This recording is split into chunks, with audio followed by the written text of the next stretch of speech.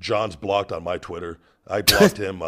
He is legit. I blocked him a long time. He's been a piece of shit to me from day one, and people like the guy. I was nothing but nice and respectful to him. And I know Alex Riley just came out and did. Yeah, that just came out today.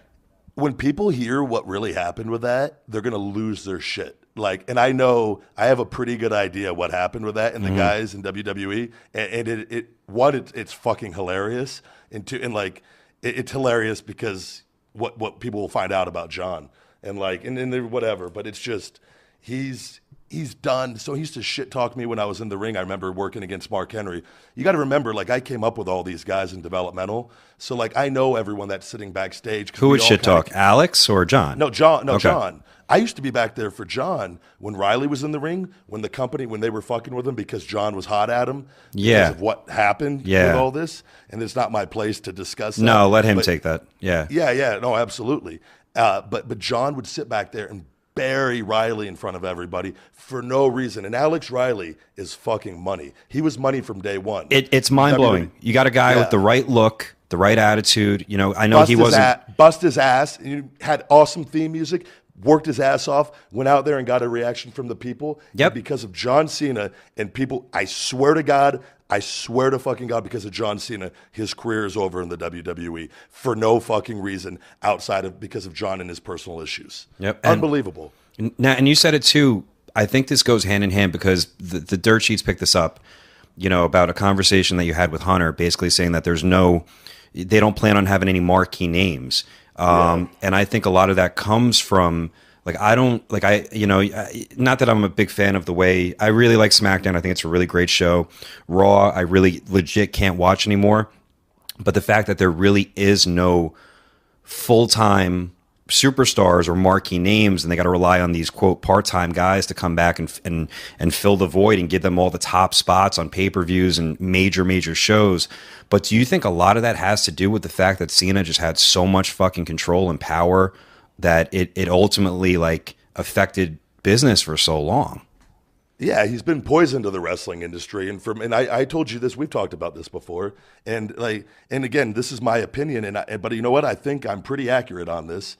I think he did so much harm for so long to new talent to breaking out up there, and I have my experiences, and other talents up there have their experiences, that I think Hunter had to finally say, what the fuck do I need to do? And I think he just started, with the NXT thing and bringing up these NXT guys and protecting the fuck out of them. Yeah. And there's so many guys now. John can't just fucking pick his battle with one guy because there's 9 other guys hot on, you know what I mean? Yeah. And he's been surpassed now. And if that is what Hunter is brilliant, if that's what he did to do that to fucking get rid of the Cena problem, because I've always said this, and I talked about when I did these interviews overseas on the evening with Ryback, and I talk about why, like, the people, John, I'm a big believer that you should go with who the hot ticket is.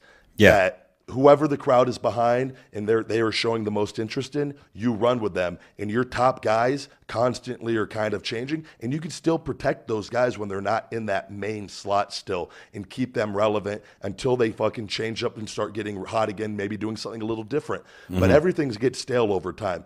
And I was talking to the crowd, and they stood up to a round of applause when I said, the reason why you guys boo Roman Reigns is because you're booing Vince and his ideas and what he believes in now, because he's out of touch.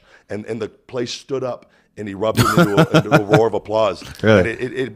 But it's so simple. It's true, yeah. And but John, it comes from that, well, we got to just push one guy down your fucking throats. No, you push who the crowd is behind. Yeah. Like, and you look back, and I use this as example because I lived it, when 2012, when the undefeated streak with Ryback and going into the thing with Punk, hot on my heels with that, Daniel Bryan was picking up steam with the Yes stuff during all of this too, while I was in my main event run.